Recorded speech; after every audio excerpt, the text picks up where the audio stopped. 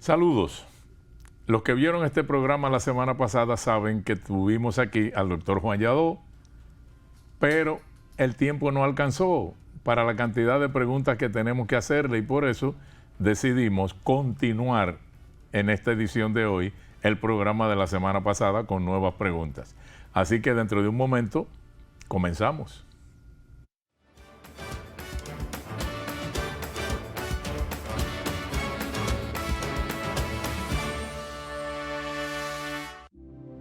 Cada taza trae con ella el sabor de los mejores deseos. Deseos que se van multiplicando durante el día y nos salen hasta en la taza. Esa taza que nos transmite con su aroma y sabor la buena onda que nos mueve siempre con una sonrisa y que llevamos con nosotros en todo momento. Por eso es que a cada taza de Café Santo Domingo siempre le sale ese sabor a lo mejor de lo nuestro. Con tu cuenta BHD, tus ahorros te ponen a valer. Por cada 500 pesos o su equivalente en dólares de incremento en el balance de tu cuenta BHD, generas un boleto con el que participas para ser uno de los ganadores de premios en efectivo, bonos de viaje y un gran premio final de una Jeepeta Hyundai Tucson 2024. Conoce más en bhd.com.do. Promoción válida hasta el 10 de noviembre. Banco BHD, el futuro que quieres.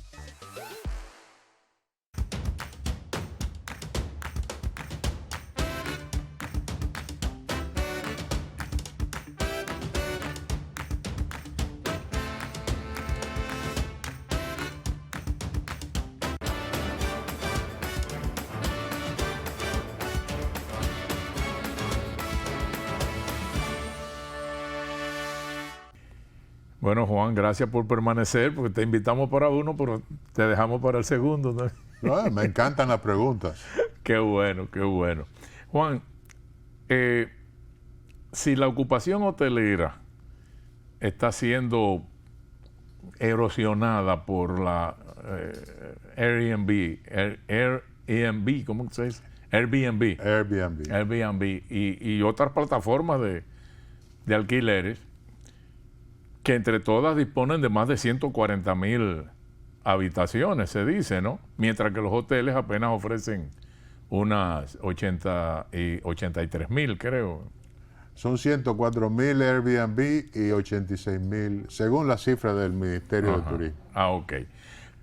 Pero si una cosa está afectando a la otra, ¿cómo podemos frenar esa tendencia o hacer que eso rinda beneficios al Estado? Sí, pues tú tienes la capacidad de ir al grano con relación a las preguntas. Bueno, Airbnb es indiscutible que representa una competencia para los alojamientos hoteleros convencionales. Fíjate que de acuerdo a esos datos que suministra el Ministerio de Turismo en su website, son 104,000 habitaciones que están disponibles para el alquiler en Airbnb u otras plataformas de alquiler, y 86,000 habitaciones hoteleras. Uh-huh. Es decir, que el inventario de habitaciones de las plataformas de alquiler es mayor que la oferta de habitaciones de los hoteles. Obviamente ha habido un desplazamiento de la demanda por servicios de alojamiento hacia las plataformas de alquiler, porque las plataformas son más competitivas en términos de precio. Además no pagan ITEVIS. Hasta ahora no pagan ITEVIS, pero en otros países ya lo están pagando. De todas maneras, a pesar de que son una competencia, yo los llamaría más un complemento al inventario de alojamiento turístico que tenemos, porque los que se hospedan en plataformas de alquiler, en inmuebles de plataformas de alquiler, son gente que tiene que cocinar su propia comida. Es decir, no tiene los servicios que le ofrece un hotel. Ujú. Sí consiguen alojamiento más barato, pero no consiguen la gama de servicios que los hoteles ofrecen. Por eso es que yo pienso que hay que verlo más como un complemento que como un competidor destructivo o disruptivo, como le llaman ahora. Sí, porque ese alquilador de Airbnb tiene que salir a los restaurantes, tiene que ir a los supermercados, mientras que el que va a los hoteles viene con el todo incluido. Viene con el todo incluido, exactamente. En cierta medida, el Airbnb tiene esa parte beneficiosa para la población, porque consumen en los lugares donde se encuentren alojados, mientras que los hoteles lo ofrecen todo y en paquetes del todo incluido. Pero de cualquier modo, el asunto de la carga impositiva que deberían tener las plataformas de alquiler es también algo que debe ser examinado con ecuanimidad, porque los dueños de los inmuebles, en el caso de las plataformas de alquiler, son prácticamente todos dominicanos. Y en consecuencia, ponerle impuesto a ellos y no ponérselo a los hoteles es algo injusto, porque no hay equidad. Los hoteles deben comenzar a pagar impuestos y ojalá los incentivos se eliminen para que comiencen a pagar impuestos. Pero los hoteleros no pueden pretender que solamente sean los propietarios de inmuebles de plataformas de alquiler quienes paguen impuestos. Claro, claro. Recuérdate que el 95% de las habitaciones hoteleras en este país es propiedad de extranjeros.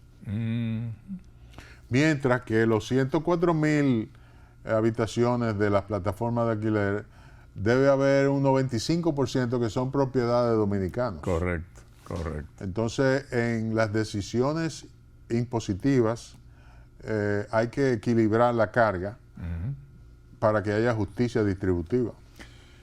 Vámonos ahora un poco para tu querido Pedernales, porque nuestro presidente anunció que para el 18 de diciembre va a llegar el primer crucero al puerto de Cabo Rojo en Pedernales, pero no sabemos si ya eso marcará una constante como ocurre con Puerto Plata, o si es una especie de visita única, como de inauguración, ¿no? Digo, hay que tener en cuenta la diferencia para estas líneas marítimas. Una cosa es tocar Puerto Plata y de ahí salir a Playa del Carmen o a Barbados y a Miami, pero para tocar Cabo Rojo hay que darle la vuelta a la isla completa para retornar y volver a retornar, ¿no?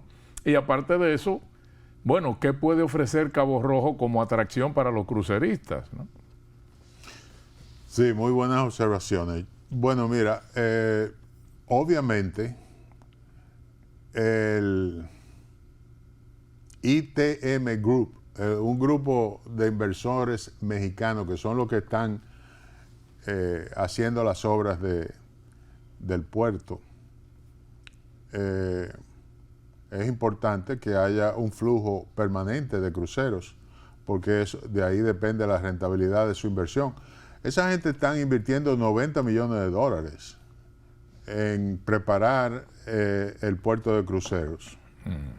De manera que es una inversión cuantiosa y obviamente ellos son socios de Royal Caribbean, que es una de las tres principales líneas de cruceros del Caribe, que tiene su base de operaciones en Miami, pero que mayormente sus barcos circulan por todo el Caribe. Yo lamentablemente no he visto ningún itinerario, es decir, no sé dónde iría el barco que atraque en Cabo Rojo, dónde iría luego. Sí. Porque el barco que atraque en Cabo Rojo tiene que darle prácticamente la vuelta a Cuba para bajar. Muchos de esos cruceros se paraban en Cienfuegos, en el sur de Cuba, pero actualmente Cuba, que estaba teniendo un gran auge crucerístico antes de Trump, cuando llegó el presidente Trump, prohibió los cruceros y Cuba apenas recibió un crucero en diciembre del año pasado desde Londres, no Londres, desde Gran Bretaña. Es decir, que actualmente el tráfico de cruceros que iba a Cuba está totalmente suspendido. Ujú. Y la verdad es que no he visto el itinerario de cómo van a llegar esos cruceros a Cabo Rojo. Si a través de darle la vuelta al norte de Cuba o a través del sur. Pero lo importante es que lleguen, y yo creo que Royal Caribbean mantendrá un flujo adecuado como para que los inversionistas mexicanos, que son los que están poniendo el dinero, se sientan satisfechos. O quizás toque Haití, porque en Haití iban muchos cruceros. Bueno, Haití ciertamente era uno de los puertos favoritos para cruceros en el Caribe, en un lugar que se llama Labadí, en el norte de Haití. Y Haití recibía, hasta hace poco, recibía mucho más visitantes de cruceros que lo que recibía República Dominicana. No sé, francamente, cómo se ha comportado Labadí después que ha habido inestabilidad en Haití. Ya que hablamos de Haití, con el cierre de la frontera, debido al conflicto con lo del canal ¿no? La prensa internacional lo que ha transmitido es el video de los equipos militares de guerra desfilando hacia la frontera y helicópteros apoyándolo en aéreo. O sea, eso creó el concepto distorsionado, si se quiere, de que estamos a punto de un conflicto bélico, porque eso era lo que, bueno, todas estas cosas desfilando hacia la frontera y helicópteros van a pelear. Entonces, ¿tú no crees que ese despliegue debió manejarse como con discreción para precisamente evitar esa percepción que podría afectar el flujo turístico? Sí, alarmar a la población dominicana. También es esto. Sí, yo pienso que en materia de los problemas fronterizos, nosotros tenemos que revisar totalmente el comportamiento del brazo militar de República Dominicana. No es solo que hacen unos despliegues innecesarios, costosos y peligrosos, porque lo que transmiten son angustias a la población nacional, porque mucha gente cree que estamos a punto de tener una guerra con Haití. Haití, primero, hace poco que restablecieron las Fuerzas Armadas. Ellos no tenían Fuerzas Armadas. Juvenel Moïse las restableció, pero las Fuerzas Armadas de Haití no tienen 2.000 miembros. Nosotros tenemos 65.000 hombres en las Fuerzas Armadas nuestras. Si tú divides los 391 kilómetros de frontera que tenemos entre los 12.000 efectivos militares, te da 20 o 30 efectivos militares por cada kilómetro. Es decir, me parece eso excesivo. Pero lo más reprochable de toda esa presencia militar es que esa presencia militar no es efectiva para detener el flujo de la migración ilegal. Se supone que eso es lo que están ahí para eso, pero lamentablemente la migración ilegal sigue sin ningún tipo de control. Obviamente, como ha dicho el Listín Diario en varios editoriales, es necesario que haya un cambio en el comportamiento de nuestras Fuerzas Armadas para que no se lucren de gente que son indigentes prácticamente y realmente hagan una labor efectiva de contención de la migración ilegal. Ahora, las Fuerzas Armadas no son los únicos que se benefician de ese tráfico. Hay que mencionar también que los cónsules, los 9 cónsules que tenemos en Haití, emiten unas visas y cobran un dinero para embolsillárselos ellos mayormente, porque lo que deben enviar al Ministerio de Exteriores es una ínfima parte de lo que cobran. Uh-huh. Y el mes pasado dieron 21,000 visas, imagínate tú. Los oficiales de migración y hasta la policía están todos involucrados en una exacción de los haitianos, un pueblo pobre. Juan, tú señalabas en un artículo que publicaste que el ministro de Turismo, David Collado, ha hecho despliegues publicitarios sin precedentes para inducir la creencia de que el repunte vigoroso del flujo turístico hacia el país se debe a su gestión. Bueno, si no es a la gestión de Collado, como él dice, entonces ¿a qué se debe realmente? Sí, mira, a mí me parece que la gestión de David Collado no ha sido mediocre. Eso es una gran concesión. Él ha sido suficientemente diligente en su trabajo como ministro de Turismo, pero de ahí a que la recuperación turística se deba a su gestión, hay una gran diferencia. La recuperación que ha tenido el flujo turístico hacia nuestro país se debe principalmente y fundamentalmente a lo que los economistas le llaman la demanda reprimida o la demanda contenida. Es decir, en el 1920, cuando brotó la pandemia en el mundo, los países se cerraron y la gente no podía viajar turísticamente, ni por ningún motivo.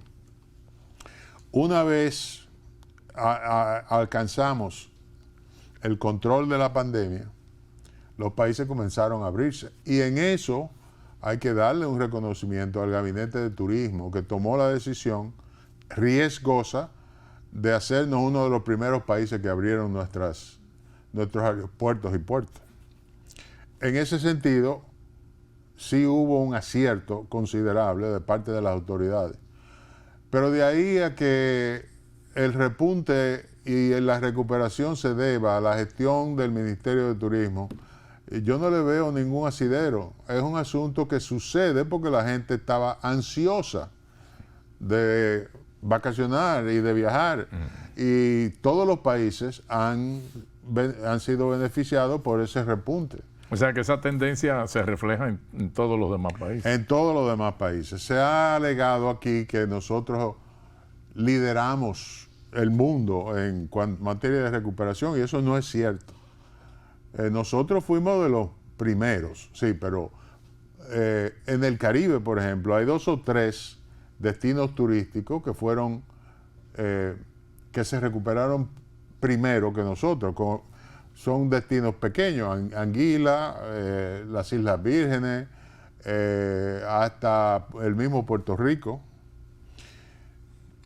Pero en términos relativos, ellos tuvieron un repunte en el 2022 que fue mayor en términos relativos. Es decir, el porcentaje de captación fue mayor que el porcentaje de captación nuestra. En consecuencia, ellos lideraron la recuperación, no nosotros. Ahora, en términos absolutos, el gran volumen de visitantes nos hizo aparecer como si fuéramos el líder. Pero inclusive hay destinos turísticos que han tenido un repunte tan extraordinario después de la pandemia que hasta hay un rechazo de la población que no quieren que vayan los turistas tan hartos de tanto turista. Así es. actualmente, por ejemplo, para citar un par de casos, Venecia y Barcelona están totalmente hastiadas de los turistas. Ahora para tú ir a Venecia vas a tener que pagar 5 euros. Y prohibieron, tanto Barcelona como Venecia, limitaron la cantidad de cruceros que reciben.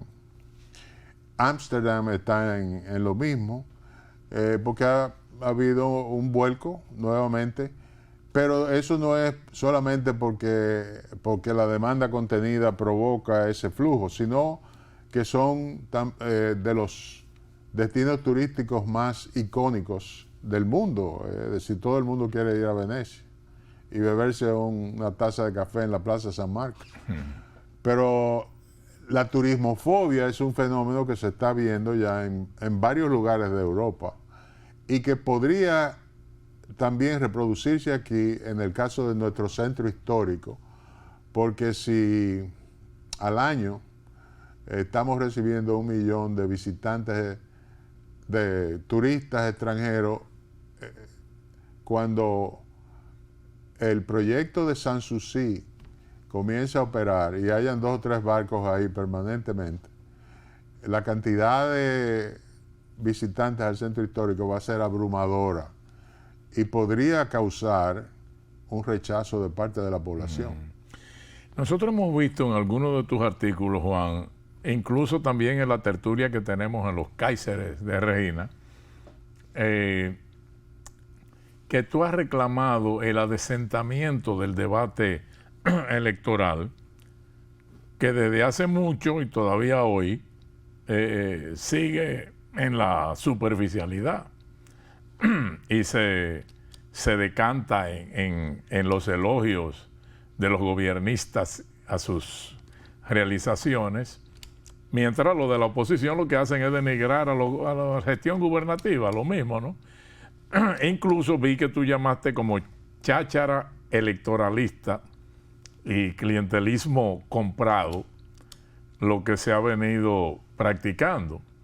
Pero simultáneamente vemos que la participación electoral sigue disminuyendo en cada cuatrienio, cada vez menos gente vota. Entonces, ¿no será una señal de que estaremos ante una señal de agotamiento del sistema? O sea, de la que yo llamo dominicracia. No creo que sea tan grave el asunto, pero recientemente se dieron a conocer los resultados de una encuesta que patrocinó ANGE, la Asociación Nacional de Jóvenes Empresarios, donde se revela que los jóvenes de 35 años para abajo, que son el grueso de los votantes para las próximas elecciones, están exigiendo, están esperando o aspirando a una elevación de la calidad del debate electoral.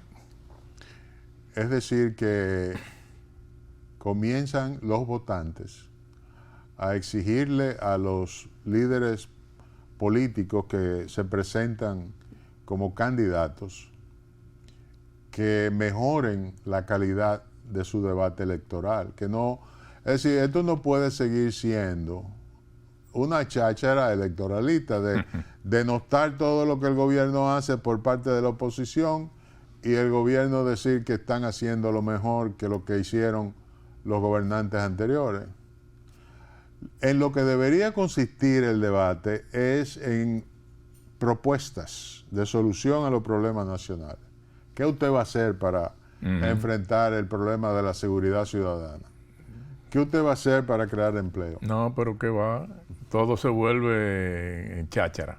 Cháchara, es decir, entonces yo lo que propuse fue que algunas de las organizaciones de la sociedad civil organicen los debates, por lo menos los debates presidenciales, y exijan que de lo que se hable ahí sea sobre las propuestas.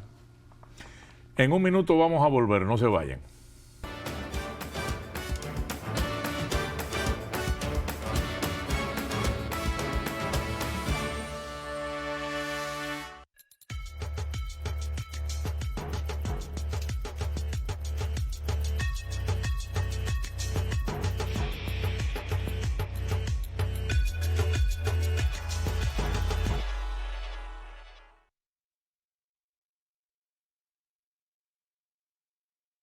Forma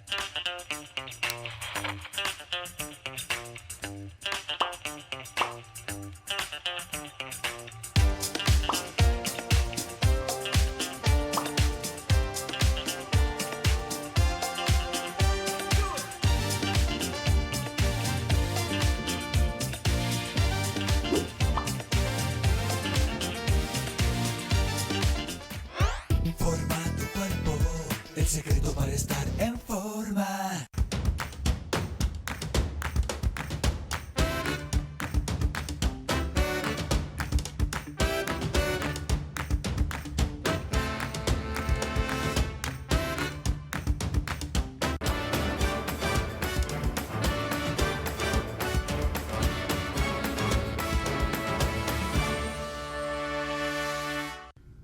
Juan, tú has elogiado la transparencia en el gobierno del presidente Abinader y la puesta en manos de la justicia de monstruosos casos de robos al Estado. Sin embargo, los opositores del presidente le sacan en cara el evidente suspenso en que han caído las acusaciones de malversación que ha reportado la prensa sobre los aún funcionarios, por ejemplo el caso de Roberto Fulcari, Nene Cabrera y otros más. Y bueno, y por otra parte, quizás más importante que lo anterior, porque el tema de la corrupción ya no tiene tanto protagonismo con fines electorales. Quizás es más importante ahora el asunto de que un plátano cueste 30 pesos y la libra de pollo 85. O sea, ¿tú no crees que todo esto le haga daño al plan reeleccionista del presidente? Bueno, yo primeramente déjame referirme a esa última parte. Yo creo que el gobierno debe aumentar el subsidio a las familias pobres y llevarlo de 1.650 a 2.000, porque el impacto de la inflación ha sido gravoso para las familias y la manera en que puede garantizarse una alimentación, si no adecuada, por lo menos suficiente, es permitiéndole a los pobres comprar a precios más altos. Uh-huh. Esa es una propuesta que yo no la he hecho pública todavía, pero la estoy haciendo pública aquí. Algunos dirán que el dinero no aparece, pero aparece para otras cosas. Aquí siempre los pobres han sido relegados a un segundo plano, lo cual no puede seguir siendo así, especialmente porque tenemos una tercera parte de nuestra población en una situación de vulnerabilidad. El gobierno tiene que administrar el gasto público con equidad. Y la equidad, los requisitos de equidad requieren que a los pobres se les preste mayor atención de lo que se les está prestando. No hay. Finalmente, Juan, porque ya el tiempo otra vez se acabó. Ante este fenómeno que está ocurriendo en Estados Unidos, donde vemos a un Trump creciendo a pesar de los sometimientos, a pesar de las condenas, y a un Biden con la popularidad decayendo, además de sus evidentes problemas de condiciones físicas precarias, ¿no? Caramba, ¿cómo te cae la ya factible idea de que Trump sea nuevamente presidente de Estados Unidos? Es una situación, yo creo, por los conocimientos que tengo de la historia de Estados Unidos, que no tiene precedente. Este hombre fue recusado 2 veces en el Congreso y ahora mismo tiene 4 imputaciones de 4 casos diferentes, incluyendo 2 de ellos que son manejados por un fiscal especial. Es decir, que a mi juicio tienen mayor probabilidad de terminar en una sentencia condenatoria. Es algo sorprendente que parte de la población de Estados Unidos, aún así, siga apoyándolo. Fenómeno, es un fenómeno. Es un fenómeno. Yo espero lo mejor, y lo mejor es que si hay una condena, él se vea forzado, porque si hay una condena, él no va a poder seguir siendo candidato. Correcto. Si no la hay a tiempo, entonces habrá de seguro que un perdón presidencial. Caramba, Juan, muchas gracias por tu tiempo doble. Amigos, hemos tenido la participación del doctor Juan Lladó, a quien ustedes todos conocen. Hemos tratado de cubrir todos los temas, pero se nos quedan todavía más preguntas. Será para una próxima ocasión. Gracias y hasta la próxima.